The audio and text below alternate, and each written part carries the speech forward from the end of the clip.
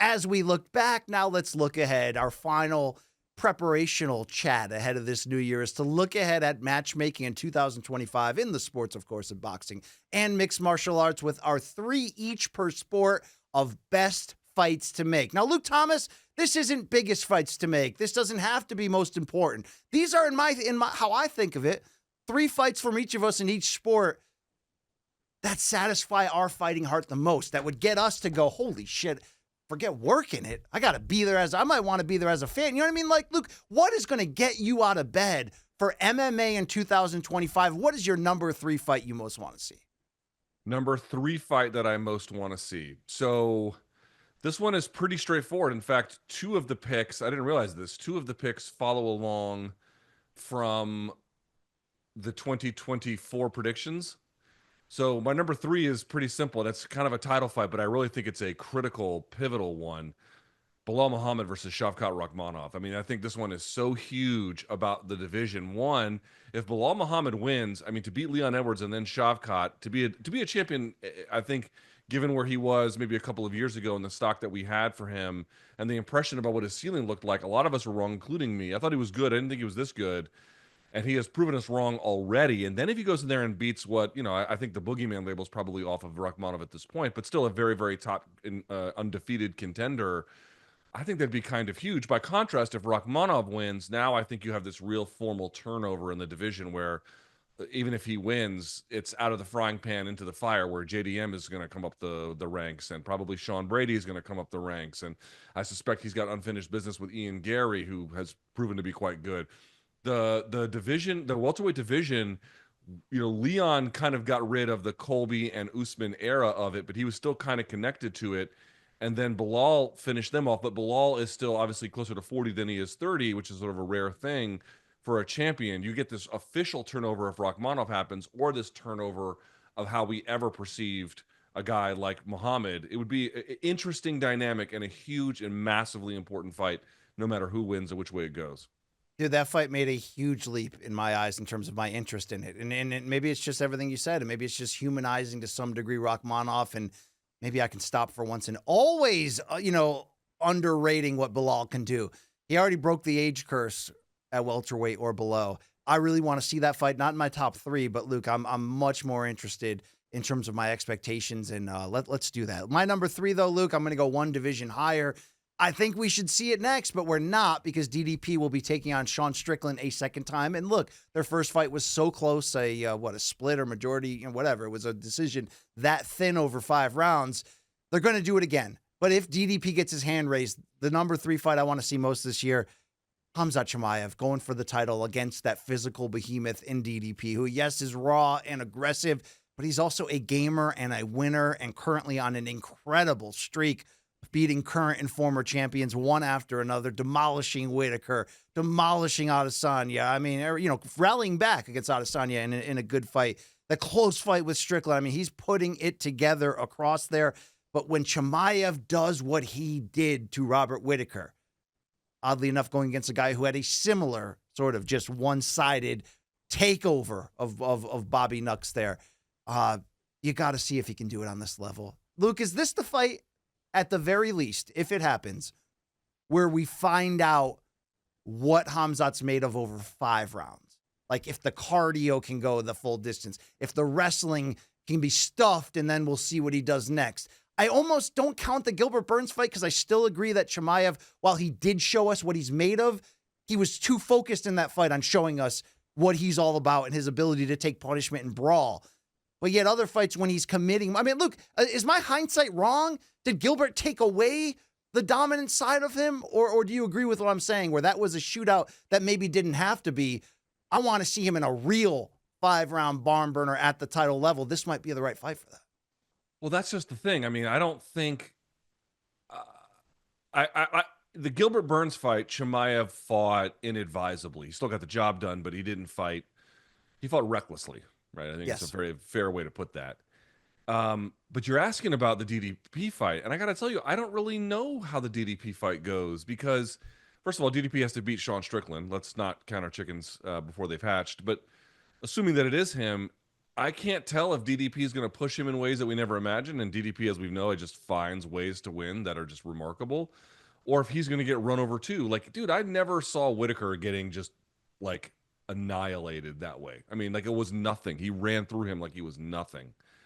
And we all know Robert Whitaker is a lot more than nothing, and so is DDP. But is Hamzat going to run through him too? Like this notion that like DDP, because he's the champion, is the guy best suited to take him 5 rounds. I'm not so sure that's true. I really don't know if that's true. Yeah. So it's hard for me to say. I hope, because that'd be awesome. But I mean, this is the Hamzat Chimaev experience. It's reckless. It's wild. Sometimes it's very, very quick and brutal and violent. Like that's what you're gonna get. I want to see it at middleweight. We never got the welterweight title shot, which I would have loved to see. You know, as much as him versus not Adesanya, Pereira, him and Poatan. As much as that's a weird idea that is like oddly intriguing in so many ways, contrast in style, star value, all of that, I wouldn't turn it down in a second. Damn, we got to see it at middleweight first. Come on, right? I mean, don't go too far ahead before we actually find out what this guy's really made of at this level. It's hard when in the biggest fights he has absolutely run through people. And I don't consider Kevin Holland one of his biggest fights, but considering the scenario of missing weight that badly, having all the negative PR, and then just going out there and mopping him up in seconds, it felt like, dude, this guy has that extra gear that's just frightening. Don't let us see it for the first time at 205 at that level, right? That might be the first time you actually do see it, like the way you're describing. That's the other part wild. too. Does he have to That's go up wild. another weight class? I know. Does he have to go up another weight class? Dude, who beat Robert Whitaker the way that Hamzat beat him? Nobody. Only DDP, but that's after like not even that quick. Is he the first time finished him too? Yeah, Who? but I don't think that was the best version of Whitaker. He was, yeah, he was but like, running dude, high and hard. how long did that fight last with Chimaev? A couple of minutes? I mean, something like that, right? Yeah, it was, no one it was beat in him. the first round. Yeah, no one beat him like that. No one beat him like Damn. that. Not Izzy, not DDP, nobody. All right, Luke, let's go to your second most coveted MMA fight for 2025. So this one might come as a surprise because my honorable mention, BC, would have been what yours was, which is DDP versus Hamzat, but I don't want to double up on it. People are going to say that this is the wrong one, and I know that they're going to say this is the wrong one. I don't really care. I feel like this is more important for me. And more important for the health of the sport, that we kind of encourage these athletes to go in certain directions versus others. For me, I want to see Ilia Topuria versus Diego Lopez. I think I could accept Movsar if there's really a lot of, as like a backup choice, if there's something that happens. I know what everyone's going to say. Oh, it should have been Ilia versus Islam, but I don't really have a ton of interest. I mean, again, it's not quite the right way to put it. I would obviously happily take it if it's a fight that gets made, but I just don't. I feel like Islam fighting another featherweight is really not the best use of our time. I understand, going back to what we said previously, that if Ilia ends up beating Charles Oliveira, if he gets that fight, then he sort of becomes the #1 de facto contender. Now it's a fight that there's a ton of hype behind. I fully grant that. But they were getting the cart before the horse. You can look at some of my predictions from end of 2023 for 2024, and they were just way too early in certain cases. I don't know if we're going to get there this year. You're asking about this year. And I feel like if Ilia is going to stay at 145, which he gave at least some indication he would, I know people are down on the contenders for reasons I don't fully agree with. I'll put it that way.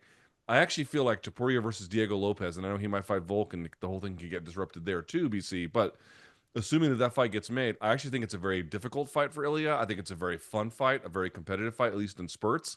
And I think that Ilia will get his hand raised in the end. But it's one of those fights where it's like, dude, I say this every time. People always think, oh, it's that guy who's going to stop that guy. And sometimes that happens. But when you're talking about champions standing a post and accepting wave of contenders, it is often the ones you think the least amount, or you don't really quite see the picture of how they get there.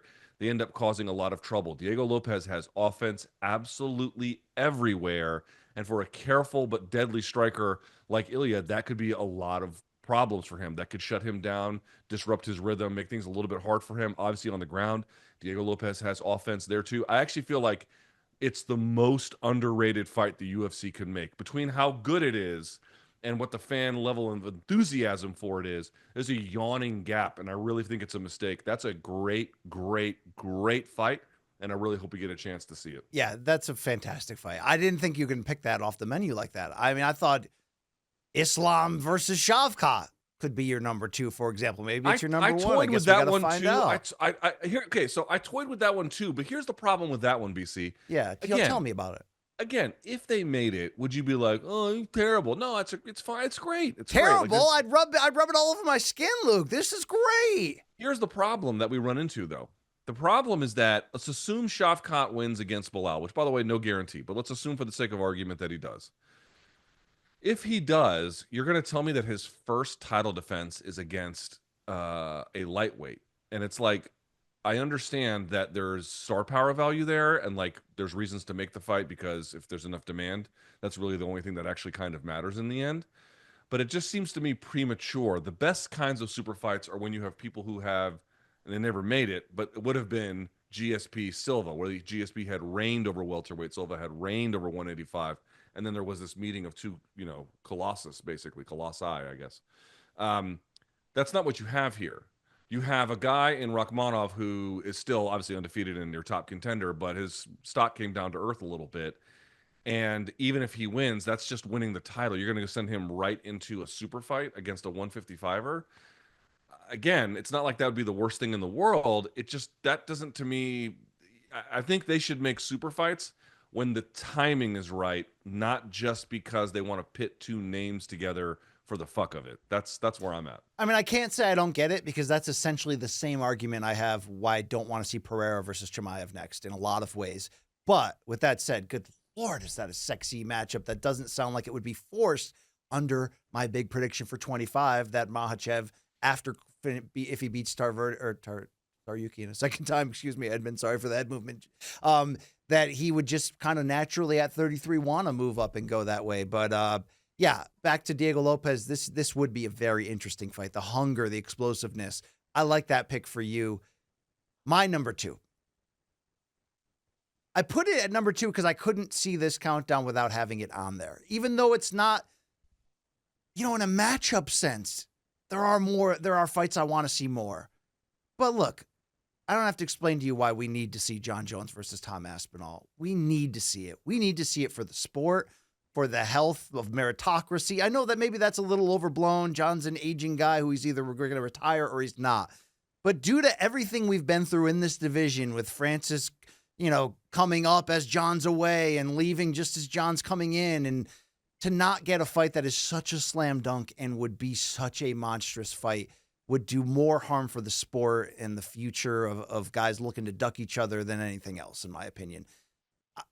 I wish John didn't look as old against even older and more compromised Stipe at times, so I would be more excited about this matchup, meaning more excited to the idea of John's chances of winning. For the record, I think John can win this fight. It's part of why I want to see it, but I certainly wouldn't favor him.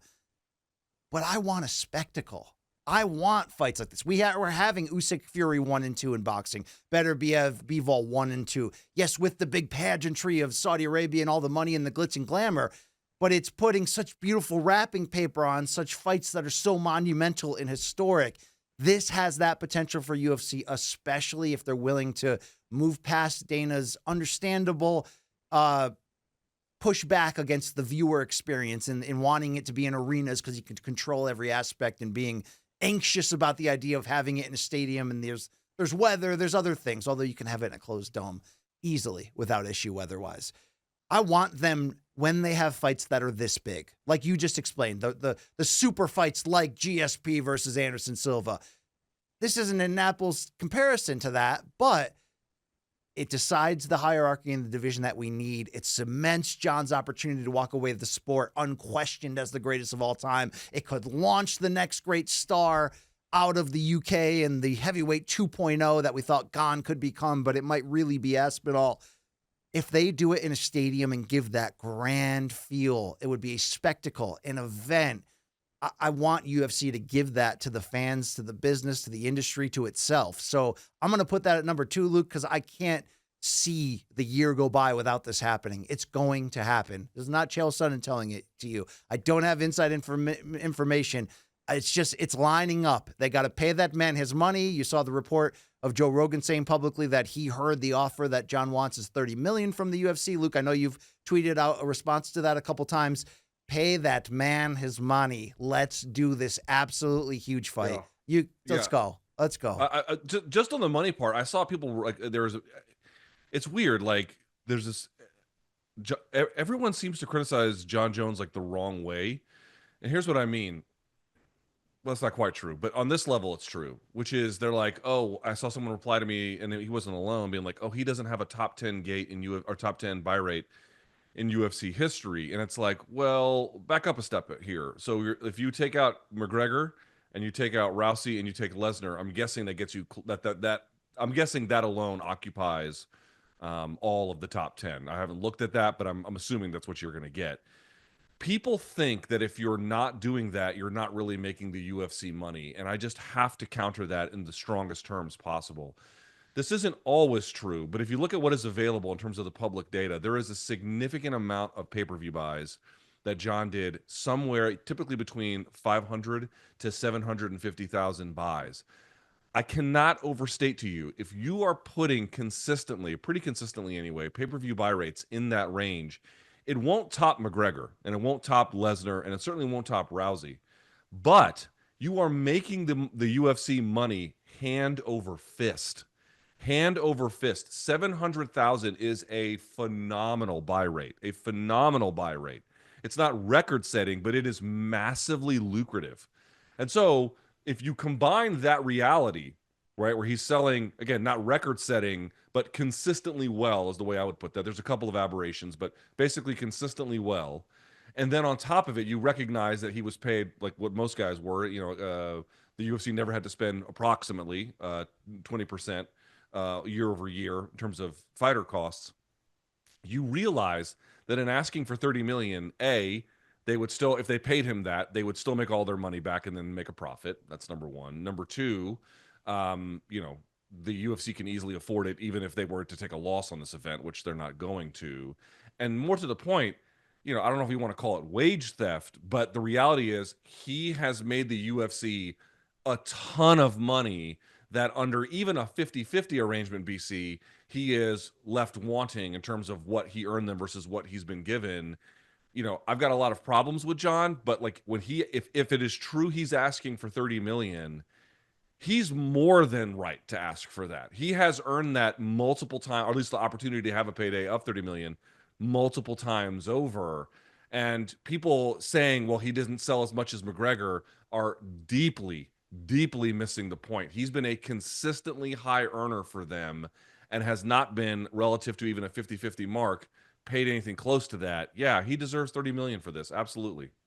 Luke, at the end of the day, does this fight appear in, if it happens in 25, T-Mobile, Kingdom Arena in Riyadh, or Allegiant Stadium / Jerry World, meaning the Raider Stadium in Vegas or the equally big dome in Arlington, Texas? I think the only two places that are going to happen are T-Mobile. I can for sure see T-Mobile. Seems like a no-brainer. Or MSG. I think those are probably the places they're going to put that. I don't think they're going to put it in Allegiant. People keep talking about Saudi Arabia. It's like, dude, the UFC retains control over their product. Look what Saudi Arabia has purchased with their relationship with UFC. Now, not with boxing, but with UFC. With UFC, they sponsored the Noche UFC event, but did anyone there say, by virtue of the kingdom's involvement financially, that they got a bump in pay? No, you did not see that. No, but the UFC got bailed out on the price of it. It was called Riyadh Season Presents UFC Noche. So yeah, like, right. But what does that have say? to do with fighter purse? That has nothing to do with fighter purse. It only has to do with UFC's administrative. Can I just counter you? I'll say, look, the Sphere was about the inflated cost of running the dome. This fight, if it struggles at the negotiation table, in my opinion, would only be about paying John the money he's asking for. Couldn't Turkey fill in the gaps on the John money, just like he filled in the gaps for Dana on the Sphere money? Couldn't that be the reason why it happens? I don't know how many different ways I can say this. The UFC does not like to be leveraged. They can afford whatever he's asking. I cannot overstate this. They can afford whatever he's asking easily. Not like they have to like find like the pennies in the couch. They can easily afford what he is asking. It's not a money issue. It's a leverage issue. And they don't want I don't think they want to set a precedent for any of their A-listers to be like, well, create some demand, or however you can do that, or let there be demand, and then just say, I want, Uncle Saudi to come in and come rain cash on me. They don't want to set that Then precedent. So the post-fight the interview last thing. The only other thing that Saudi Arabia has purchased are the events that have taken place there, which are good events, but even then are not marquee events. And if you have pay-per-view points, it's not really involved. They've kept Saudi Arabia in terms of having a hand over decision-making in bouts at distance. Boxing promoters, they just put their butts in the air and said, this is what we'll do whatever. So that's where we are. Okay. I just put my butt on the ground, and I had an enormous shit. Oh, so you're saying that instead of, Dana 50K in the post-fight interview, they don't want, hey, Uncle Turkey, bail me out. They don't want that. All right. From what I have seen, the relationship between the UFC and Turkey has not translated in any way to an increase in fighter purses. I don't think that's accidental. I can argue and just counter that and say it's because the UFC doesn't want to raise fighter purses. But this would be a scenario where it might be the only way they could do it to the greatest fighter of all time, and the only way they can make the fight work. So call Uncle Turkey, get the, it's sort of like when you have your like confirmation as a kid or your, bar mitzvah. It's like, oh, we don't talk to our second uncle in the town over, except for when we have these big events, because he's going to put $500 in the envelope. I mean, okay. I'll say this. If there is any fight where they could break the rules to make that happen, it'd probably be this one, because it's such a huge fight.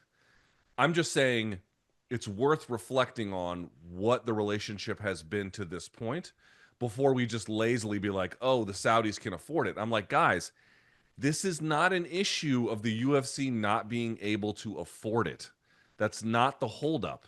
The holdup is that they just don't feel like that kind of money should transfer for one particular bout, period. And they don't want to be leveraged for it. That's the issue. My final counter would be that's the mission statement of the Zuffa era. We're in the TKO era. In the TKO era, would they prioritize the big event over the one-time precedent? I think they'd prioritize the big event if they. I can't rule it out. I'm not going to sit here and say that they won't do it because I don't know that either. I'm just trying to say they guide their business by a very clear directive, typically speaking, and extraction. Yes. Extraction. And I just don't feel like I want to be clear. I'm not saying that they won't make the fight or John won't get his money. I'm really not making. I'm going to remain agnostic on that until it does or doesn't happen. I just feel like, oh, well, we need the Saudis to bail us out. It's like the UFC wants to set that precedent. I don't think that they do. I have a very Saudis might not be here forever, so get your shit paid for now while they're around. You may have to. Yeah, the UFC wants to keep Uncle Turkey's money. They don't want like you to get it. You know what I'm saying? All right, Luke. Let's have you put your money where your mouth is. As you're a journalist and fan, what fight do you want to see most in 2025? I would say that we kind of have been discussing it. It's Jon Jones versus Tom Aspinall. Whoa, number one. This is number one. This is the fight to make. This is it.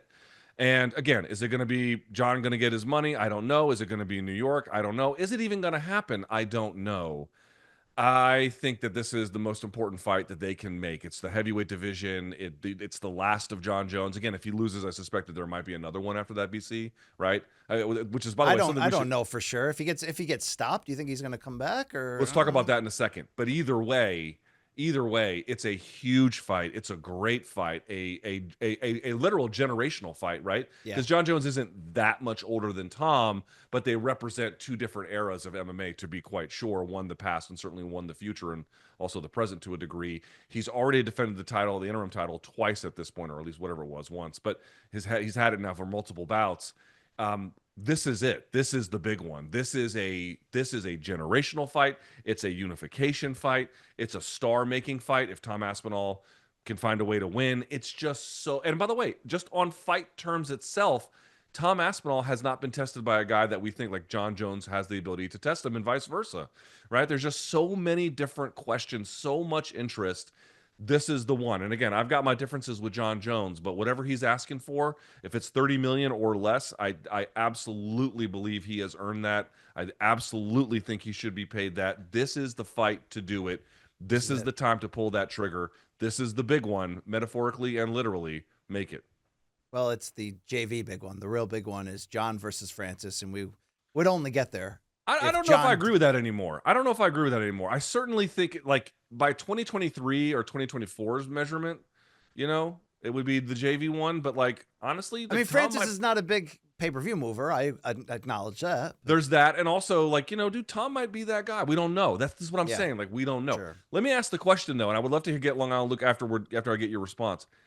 If John were to lose, and I'm just going to leave it at that, you can set the terms about what that means. But if John were to lose, do you think he would want to run it back, or would he be content losing on his last fight of his career?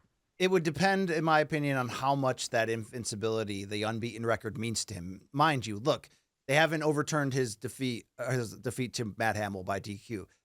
But no one counting that as a loss. So in a sense, kind of like when Roy Jones only had that one loss by DQ to Montel Griffith that he avenged by nasty first-round knockout. It was the idea where he doesn't need the O, but we're still looking at him as an undefeated fighter. If that means everything to John, and that was part of his hesitance and why he's been so openly, publicly sort of putting his thoughts in his head out on a microphone and saying, I don't know, or is it really only about showing disinterest so the UFC will raise that price and give him what he deserves?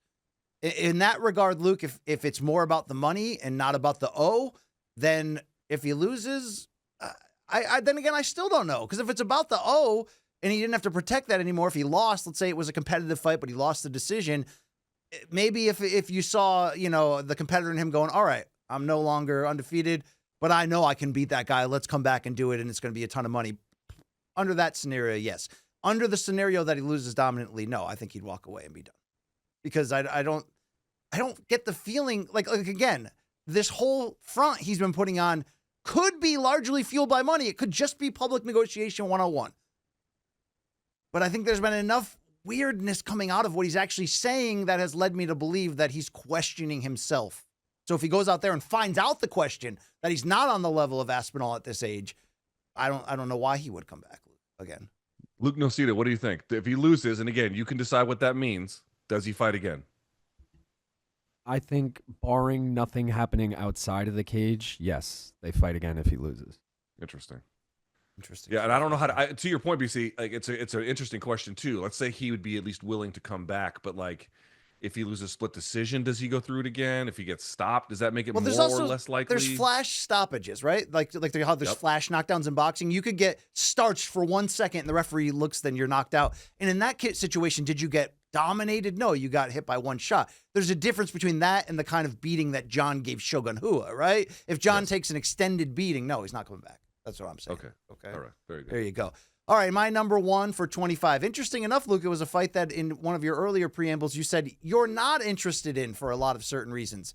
Unfortunately for you, Luke, it's the fight I'm most interested in. Even though my bold prediction was that Makhachev, your pound-for-pound king, would move up from lightweight if he defeats Saryuki a second time and takes his business to welterweight, allowing the door to be open for teammate Usman Nurmagomedov, who's still got to get through Paul Hughes later this month and get to the UFC. But with that said, who is number 1 and 2 in my current pound-for-pound top 10 in the UFC on CBSSports.com? It's Islam Makhachev and Ilia Topuria. And Luke, when somebody like Topuria not only climbs the throne like he did in 24, but does it in the most demonstrative terms possible with knockouts of 2 former champion, future legends, both who were in the top 10 of pound-for-pound when he did it, which is what allowed him to edge out Poatan in one of the closest fighter of the year ballotings that I can recall. It's the idea of if you did that, and by the way, Holloway put up a hell of a fight before that finish. If you did that on these terms at this level, what the hell can you do one division north? And since he's already talking about openly the hard weight cut and wanting to do it, dude, like I know we don't always have to do this. I know some people didn't want a second Volkanovski versus Makhachev fight. I get all of that. This is different from that. This isn't, where Volk had a knockout before against Makhachev and now he's coming back down and do it. This is arguably the 2 best fighters in the world could have a chance to meet up at the same weight. That's why you get into the sport as a fan, to see the best fight the best. I love the style contrast. I love everything about this fight. The well-rounded games of both. I love it. Give me Makhachev versus Topuria. I mean, look, that is the ultimate, holy shit, I might have to be there fight. Whether I'm there as a fan or a journalist, hold my calls. Damn. Don't you? It's not on GSP versus Silva levels in historical stardom and what they've combined accomplished since they're earlier in their careers. but it's pretty damn high up there, Luke, and it's rare when you can get 1 and 2 pound for pound to match up in a weight where we find out. I mean, we may have just done it. No, we didn't do it recently with Volkanovski and Topuria because Topuria wasn't there yet, but he's there now after the Max fight. I mean, dude. Volk Islam was 1 and 2, I think. That was 1 and 2 Volk Islam, the first That one? was the storyline going into it. Okay. I mean, obviously, Luke, in both sports, it's very rare. This would be one of the biggest fights they could promote in a while, potentially, too, wouldn't it be? I don't hate the fight. It's a great fight. It's a lovely fight. I would love to see it. I just doesn't. Don't you want to see what your boy's made of? Don't you want to see that? It's the same reason why when Floyd was running through that undefeated run, that people like me were like, did he go to middleweight once just to show us? Like, you want to see the best take on the very best, Luke. Do you want to see if he can dance at that level? So what's middleweight in boxing? 154? No, 160. 160. Jesus, you wanted Floyd at a 60? Even Pacquiao. Well, I mean, in hindsight, it's too far, and he did well in the 3 big fights he had at 54. He showed us enough. But I'm saying the reason why I would even say that back then was because somebody is so great and so dominant against fellow elites that you're like, I got to see the limits to that. I got to see what this guy's actually made of. I know. I know everyone's going to disagree with me on this one, and I understand that.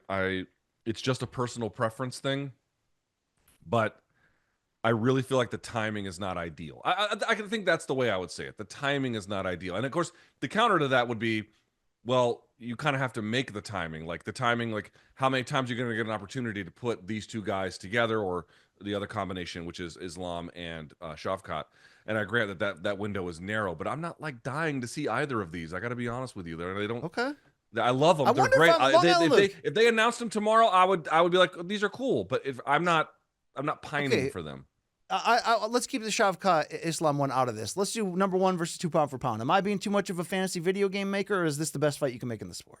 Well, you just said let's leave Islam Shavkat out of it. I was going to say, personally, if we're going to throw Islam into a 2-division super fight like that, I want to see him versus Shavkat rather than versus Ilya. Okay. Also, Luke, is the reason you're so hesitant on this is because Ilya might lose. Oh, somebody brought the whispers that have been going on in the dark to the light, Luke. Am I worried he would lose? Why would that be a concern? Because you love that, man. That's your guy, yeah. Fucking I don't want John Jones to win anymore, but that doesn't mean that I don't want to see a fight where he could win. I think it was a question that the world was asking themselves, Luke, but Nocita had the guts to bring it to you. And I mean, the guy just polished off 2 of the best featherweights of all time. If he lost up a weight class, I don't think it would be that damaging, to be honest with you. Let's do it. Also, the bedwetting on this show that would take place if he knocked out Islam between you 2 motherfuckers. Oh, yeah. I'd have